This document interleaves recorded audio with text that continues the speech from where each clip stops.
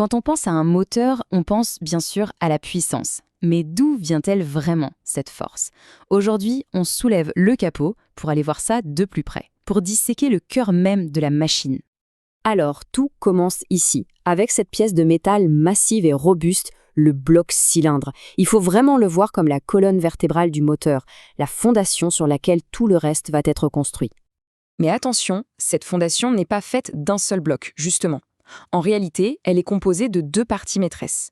On a le bloc cylindre en partie basse, et par-dessus, on a la culasse qui vient littéralement coiffer l'ensemble pour le fermer. C'est un duo indissociable. D'accord, donc on a un bloc et une sorte de couvercle. Mais concrètement, comment ces deux éléments s'arrangent pour créer le mouvement? Quels sont leurs rôles précis dans cette mécanique complexe? En fait, les tâches sont très clairement réparties. La culasse, son travail, c'est de contenir l'explosion. Les cylindres, eux, sont là pour guider le piston et canaliser toute cette force. Et le bloc cylindre dans tout ça, eh bien lui, c'est l'ancre. C'est lui qui sert de support et qui absorbe toutes les contraintes pour que l'ensemble ne se disloque pas. Il faut bien imaginer les conditions extrêmes à l'intérieur. C'est un véritable enfer.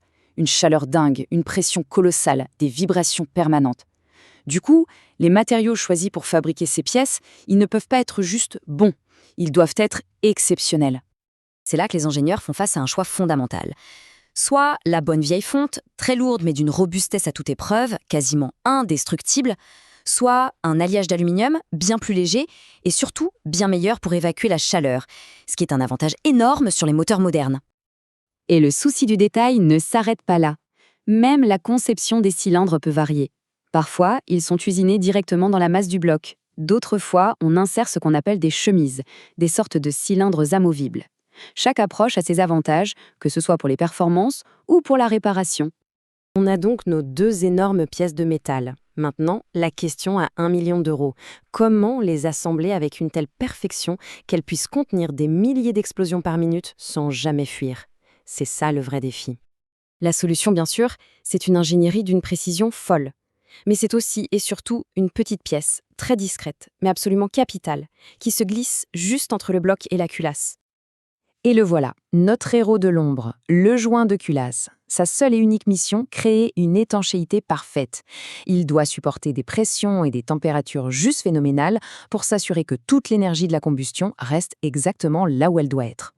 La séquence d'assemblage est donc primordiale. On a la base, le bloc, par-dessus on vient poser le joint qui va faire le saut, et enfin on boulonne la culasse, ce qui vient comprimer le joint et verrouiller le tout. C'est ce trio qui forme une seule unité, un noyau de puissance parfaitement scellé. Et ça nous amène à un point crucial. La fiabilité de toute cette magnifique mécanique ne repose finalement que sur la perfection de ce seul et unique joint. Alors, quelles sont les conséquences quand ce composant si critique vient à lâcher? Quand le seau est rompu, les problèmes arrivent en cascade. On perd de la compression, donc de la puissance. Mais le pire, c'est quand les fluides vitaux, comme l'huile et le liquide de refroidissement, commencent à se mélanger. Là, c'est la contamination assurée. Et ça peut mener tout droit à la panne catastrophique. Et ce principe, il n'est pas exclusif aux voitures, loin de là. C'est une loi fondamentale du moteur à combustion.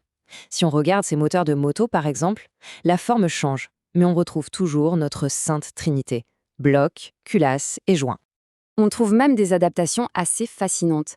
Sur certains moteurs deux temps, la culasse est beaucoup plus simple, beaucoup plus épurée. Pourquoi? Parce qu'elle n'a pas à gérer de soupape. Son rôle se concentre presque uniquement sur le refroidissement et bien sûr l'étanchéité. Ce qui nous laisse avec une dernière question, une question pour l'avenir. Alors que les moteurs thermiques sont poussés dans leur dernier retranchement et que d'autres technologies émergent, comment cette conception de base, vieille de plus d'1 siècle, va-t-elle devoir évoluer? Ou est-ce qu'on assiste tout simplement à ces derniers jours?